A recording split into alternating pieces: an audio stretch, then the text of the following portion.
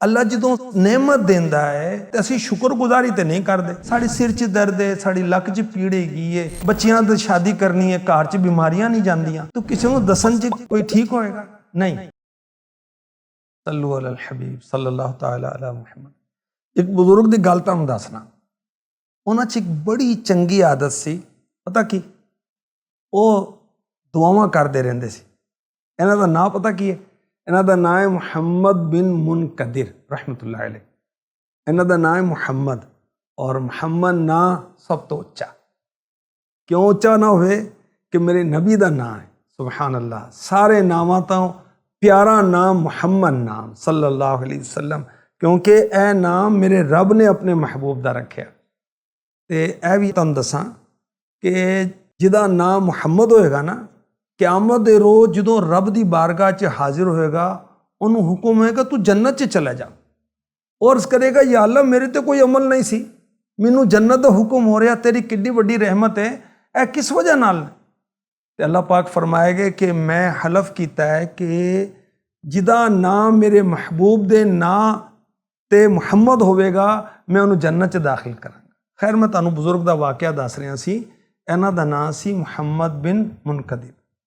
ਇਹ ਇੱਕ ਬੰਦੇ ਵਾਸਤੇ ਦੁਆ ਕਰ ਰਹੇ ਸੀ ਰਹਿਮਤ ਦੀ ਕਿ ਯਾ ਅੱਲਾ ਤੇ ਰਹਿਮਤ ਕਰ, ਕਰਮ ਫਰਮਾ ਇਹਦੇ ਤੇ ਕਿਸੇ ਨੇ ਕਿਹਾ ਤੁਸੀਂ ਉਹਦੇ ਵਾਸਤੇ ਦੁਆ ਕਰਦੇ ਹੋ, ਉਹ ਤਾਂ ਬੜਾ ਗੰਦਾ ਆਦਮੀ, ਉਹ ਤਾਂ ਬੜਾ ਗਲਤ ਆਦਮੀ, ਉਹ ਤਾਂ ਗੁਨਾਹਗਾਰ ਆਦਮੀ। ਤੇ ਇਹਨਾਂ ਨੇ ਬਜ਼ੁਰਗਾਂ ਨੇ ਬੜੀ ਪਿਆਰੀ ਗੱਲ ਕੀਤੀ। ਇਹਨਾਂ ਨੇ ਐਸੀ ਜ਼ਬਰਦਸਤ ਜਵਾਬ ਦਿੱਤਾ। ਇਹਨਾਂ ਨੇ ਕਿਹਾ ਕਿ ਮੈਨੂੰ ਬੜੀ ਹਯਾ ਆਉਂਦੀ ਹੈ ਕਿ ਮੈਂ ਇਹ ਸਮਝਾਂ ਕਿ ਅੱਲਾ ਦੀ ਰਹਿਮਤ ਮਹਿਦੂਦ ਹੋ ਗਈ, ਅੱਲਾ ਦੀ ਰਹਿਮਤ ਆਪਣੇ ਬੰਦਿਆਂ ਵਾਸਤੇ, ਆਪਣੀ ਮਖਲੂਕ ਵਾਸਤੇ ਘੱਟ ਹੋ ਗਈ। ਨਹੀਂ। ਅੱਛਾ, ਇਹਦੇ 'ਚ ਹੁਣ ਅਸੀਂ ਗੌਰ ਕਰੀਏ ਕਿ ਸਾਡੇ ਵਾਸਤੇ ਇਹਦੇ 'ਚ ਕੀ ਸਬਕ ਹੈਗਾ। ਦੇਖੋ, ਕਿਸੇ ਬੰਦੇ ਦੀ ਕੋਈ ਗਲਤ ਆਦਤ ਹੈ, ਕੋਈ ਗੁਨਾਹ ਕਰਦਾ ਹੈ, ਕੋਈ ਖਤਾ ਕਰਦਾ ਹੈ, ਉਹਦੀ ਜਿਹੜੀ ਗਲਤ ਹਰਕਤ ਹੈ ਉਹ ਵਾਕਈ ਕਾਬਲੇ ਮਲਾਮਤ ਹੈ, ਗਲਤ ਹੈ। ਲੇਕਿਨ ਇਹਦਾ ਮਤਲਬ ਇਹ ਨਹੀਂ ਕਿ ਬੰਦਾ ਗਲਤ ਹੈ। ਉਹਦੀ ਗਲਤ ਜਿਹੜੀ ਆਦਤ ਹੈ, ਬੁਰੀ ਆਦਤ ਹੈ, ਉਹਨੂੰ ਬੁਰਾ ਸਮਝਣਾ ਚਾਹੀਦਾ ਹੈ, ਲੇਕਿਨ ਸਾਨੂੰ ਬੰਦੇ ਨੂੰ ਬੁਰਾ ਨਹੀਂ ਸਮਝਣਾ ਚਾਹੀਦਾ। ਸਭ ਵਾਸਤੇ ਦੁਆ ਕਰਨੀ ਚਾਹੀਦੀ ਹੈ। ਮੇਰੇ ਨਬੀ ਸੱਲੱਲਾਹੁ अलैहि वसल्लम ਆਪਣੇ ਸਾਰੇ ਉਮਤੀਆਂ ਵਾਸਤੇ ਦੁਆਵਾਂ ਕਰਦੇ ਸੀ, ਸਾਰੇ ਉਮਤੀਆਂ ਵਾਸਤੇ। ਔਰ ਦੇਖੋ, ਅੱਲਾ ਦੀ ਰਹਿਮਤ ਹੈ, ਮੇਰੇ ਨਬੀ ਦੀ ਸ਼ਾਨ ਹੈ ਕਿ ਅੱਲਾ ਪਾਕ क़यामत ਦੇ ਦਿਨ ਆਪਣੇ ਮਹਿਬੂਬ ਨੂੰ ਇਜਾਜ਼ਤ ਦੇਗਾ ਔਰ ਮੇਰੇ ਨਬੀ ਗੁਨਾਹਗਾਰਾਂ ਦੀ ਸ਼ਫਾਅਤ ਕਰਨਗੇ। ਸੁਬਹਾਨ ਅੱਲਾਹ, ਸੁਬਹਾਨ ਅੱਲਾਹ। ਤਾਂ ਕਿਸੇ ਗੁਨਾਹਗਾਰ ਨੂੰ ਅਸੀਂ ਗੁਨਾਹਗਾਰ ਤੇ ਸਮਝੀਏ, ਮਗਰ ਉਹਦੇ ਨਾਲ ਨਫ਼ਰਤ ਨਾ ਕਰੀਏ, ਉਹਦੇ ਵਾਸਤੇ ਦੁਆ ਕਰੀਏ। ਅੱਲਾਹ ਪਾਕ ਉਹਦੇ ਸਦਕੇ ਨਾਲ ਸਾਡੇ ਤੇ ਰਹਿਮ ਕਰ ਦੇਗਾ। ਮੁਹੰਮਦ ਬਿਨ ਮੁਨਕदिर ਰਹਿਮਤੁल्लाह तआला अलैह ਦੀ ਇੱਕ ਹੋਰ ਬੜੀ ਚੰਗੀ ਆਦਤ ਮੈਂ ਤੁਹਾਨੂੰ ਦੱਸਾਂ। ਇਹਨਾਂ ਦੇ ਵਾਲਿਦ ਸਾਹਿਬ ਕਹਿੰਦੇ ਨੇ ਕਿ ਮੇਰਾ ਬੇਟਾ ਰਾਤ ਨੂੰ ਉੱਠ ਕੇ ਵਜ਼ੂ ਕਰਦਾ ਸੀ ਔਰ ਦੁਆ ਮੰਗਦਾ ਸੀ, ਅੱਲਾਹ ਤੋਂ ਸ਼ੁਕਰ ਅਦਾ ਕਰਦਾ ਸੀ, ਅੱਲਾਹ ਦੀ ਹਮਦ ਬਜਾ ਲਾਉਂਦਾ ਸੀ, ਅੱਲਾਹ ਦੀ ਸ਼ਾਨਾਂ ਬਿਆਨ ਕਰਦਾ ਸੀ, ਔਰ ਫਿਰ ਅੱਲਾਹ ਅੱਲਾਹ ਅੱਲਾਹ ਉੱਚੀ ਆਵਾਜ਼ ਨਾਲ ਅੱਲਾਹ ਪਾਕ ਦਾ ਜ਼ਿਕਰ ਕਰਦਾ ਸੀ। ਤੇ ਮੈਂ ਉਹਨੂੰ ਪੁੱਛਿਆ ਕਿ ਪੁੱਤਰ ਕੀ ਗੱਲ, ਤੂੰ ਇੰਨੀ ਉੱਚੀ ਆਵਾਜ਼ ਨਾਲ ਜ਼ਿਕਰ ਕਰਨਾ ਹੈ? ਖੈਰ, ਕਿਹਾ ਕਿ ਅੱਬਾ ਜੀ ਗੱਲ ਹੈ ਕਿ ਮੇਰਾ ਪੜੋਸੀ ਜਿਹੜਾ ਹੈ ਨਾ, ਇਹ ਬਿਮਾਰ ਹੈ, ਇਹਨੂੰ ਦਰਦ ਤਕਲੀਫ ਹੁੰਦੀ ਤੇ ਜ਼ੋਰ ਜ਼ੋਰ ਦੀ ਆਵਾਜ਼ਾਂ ਕੱਢਦਾ ਹੈ, ਤੇ ਮੈਂ ਕਹਿਣਾ ਕਿ ਅੱਲਾ ਨੇ ਮੈਨੂੰ ਤੰਦਰੁਸਤੀ ਦਿੱਤੀ ਹੈ, ਅੱਲਾ ਨੇ ਨਿਅਮਤ ਦਿੱਤੀ ਕਿ ਮੈਂ ਚੰਗਾ ਭਲਾ, ਤੇ ਮੈਂ ਬੁਲੰਦ ਆਵਾਜ਼ ਨਾਲ ਅੱਲਾ ਦੀ ਯਾਦ ਕਰਨਾ। ਤੁਸੀਂ ਸਮਝੇ ਕਿ ਅੱਲਾ ਜਦੋਂ ਨਿਅਮਤ ਦਿੰਦਾ ਹੈ, ਆਪਣੀ ਅਤਾ ਕਰਦਾ ਹੈ, ਰਿਜ਼ਕ ਦਿੰਦਾ ਹੈ, ਔਲਾਦ ਦਿੰਦਾ ਹੈ, ਤੇ ਅਸੀਂ ਸ਼ੁਕਰਗੁਜ਼ਾਰੀ ਤੇ ਨਹੀਂ ਕਰਦੇ। ਉਹ ਜਦੋਂ ਜ਼ਰਾ ਜੀ ਤਕਲੀਫ ਆਂਦੀ ਹੈ, ਅਸੀਂ ਸ਼ਿਕਵੇ ਸ਼ੁਰੂ ਕਰ ਦਿੰਦੇ ਹਾਂ, ਲੋਕਾਂ ਨੂੰ ਗਿਲੇ ਕਰਨੇ ਆ। ਇਮਾਮ ਗਜ਼ਾਲੀ ਰਹਿਮਤੁल्लाह अलैह ਫਰਮਾਉਂਦੇ ਨੇ ਕਿ ਬੰਦੇ ਤੇ ਹੈਰਤ ਹੈ ਕਿ ਬੰਦੇ ਕੋਲ ਅੱਲਾ ਦੀ ਸ਼ਿਕਾਇਤ ਕਰਦਾ ਕਿ ਅੱਲਾ ਨੇ ਮੈਨੂੰ ਇਹ ਤਕਲੀਫ ਦਿੱਤੀ। ਤੇ ਇਹ ਚੰਗੀ ਆਦਤ ਨਹੀਂ ਕਿ ਅਸੀਂ ਆਪਣੀ ਪਰੇਸ਼ਾਨੀਆਂ ਲੋਕਾਂ ਨੂੰ ਦਸੀ। ਜਿਹੜੇ ਬਜ਼ੁਰਗ ਸੀ ਨਾ, ਅੱਲਾ ਵਾਲੇ ਸੀ, ਉਹ ਆਪਣੀ ਬਿਮਾਰੀ ਨੂੰ ਵੀ ਛੁਪਾਉਂਦੇ ਸੀ ਕਿ ਕਿਸੇ ਨੂੰ ਪਤਾ ਨਾ ਚਲੇ। ਇਹ ਚੰਗੀ ਆਦਤ ਨਹੀਂ।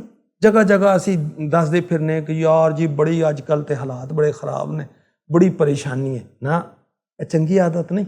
ਨਬੀ ਦੇ ਆਸ਼ਕੋ, ਸਾਨੂੰ ਸਬਰ ਕਰਨਾ ਚਾਹੀਦਾ। ਰਾਬੀਆ ਬਸਰੀਆ ਰਹਿਮਤੁल्लाह अलैहा ਦਾ ਤੁਹਾਨੂੰ ਵਾਕਿਆ ਦੱਸਾਂ। ਇਹ ਬਹੁਤ ਅੱਲਾ ਦੀ ਨੇਕ ਬੰਦੀ ਗੁਜ਼ਰੀ।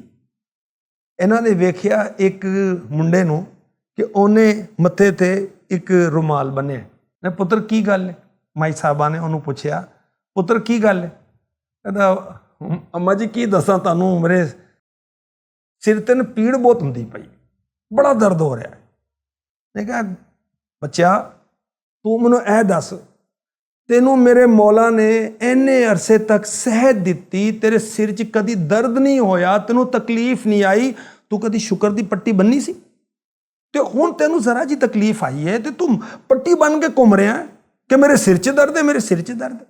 ਇਹ ਅੱਲਾਹ ਵਾਲਿਆਂ ਦੀ ਗੱਲਾਂ ਨੇ ਔਰ ਗਹਿਰੀਆਂ ਗੱਲਾਂ ਨੇ, ਤੇ ਸਾਨੂੰ ਅੱਲਾਹ ਦਾ ਸ਼ੁਕਰਗੁਜ਼ਾਰ ਬੰਦਾ ਬਣਨਾ ਚਾਹੀਦਾ। ਤੇ ਉਹ ਪੱਟੀ ਬੰਨਣ 'ਚ ਕੋਈ ਹਰਜ ਨਹੀਂ ਹੈ, ਲੇਕਿਨ ਅਗਰ ਕੋਈ ਸ਼ਿਕਵਾ ਕਰ ਰਿਹਾ ਹੈ, ਸ਼ਿਕਾਇਤ ਕਰ ਰਿਹਾ ਕਿ ਅੱਲਾਹ ਨੇ ਮੈਨੂੰ ਤਕਲੀਫ 'ਚ ਪਾਇਆ ਹੈ, ਚਲੋ ਉਹਦੀ ਨੀਅਤ ਨਾ ਵੀ ਹੋਵੇ, ਜ਼ਾਹਿਰ ਤੇ ਹੋ ਰਿਹਾ ਨਾ, ਲੇਕਿਨ ਖੈਰ ਸਾਨੂੰ ਅੱਲਾਹ ਤਾਲਾ ਨਿਅਮਤ ਦੇਵੇ ਤੇ ਉਸ ਨਿਅਮਤ ਦਾ ਤੇ ਤਜ਼ਕਿਰਾ ਅਸੀਂ ਕਰੀਏ।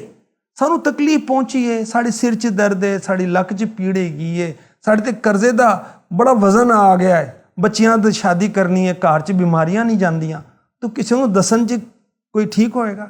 ਨਹੀਂ। ਅਸੀਂ ਅੱਲਾਹ ਦੀ ਬਾਰਗਾਹ 'ਚ ਜ਼ਾਰੀ ਕਰੀਏ, ਅਸੀਂ ਅੱਲਾਹ ਨੂੰ ਯਾਦ ਕਰੀਏ, ਉਹਦੀ ਬਾਰਗਾਹ 'ਚ ਦੁਆ ਕਰੀਏ, ਉਹਦੇ ਪਿਆਰੇ ਸੋਹਣੇ ਹਬੀਬ ਸੱਲੱਲਾਹੁ ਅਲੈਹਿ ਵਸੱਲਮ ਨੂੰ ਯਾਦ ਕਰਕੇ ਉਹਨਾਂ ਦੀ ਨਾਤਾਂ ਪੜ੍ਹੀਏ, ਆਂਸੂ ਬਹਾਈਏ, ਦੇਖੀਏ ਸਾਡੀ ਪਰੇਸ਼ਾਨੀਆਂ ਕਿਸ ਤਰ੍ਹਾਂ ਦੂਰ ਹੁੰਦੀਆਂ ਨੇ। ਅੱਲਾਹ ਪਾਕ ਰਹਿਮਤ ਫਰਮਾਏ, ਸਾਡੀਆਂ ਆਦਤਾਂ ਚੰਗੀਆਂ ਹੋ ਜਾਣ, ਅਸੀਂ ਚੰਗੇ ਹੋ ਜਾਈਏ। ਆਮੀਨ।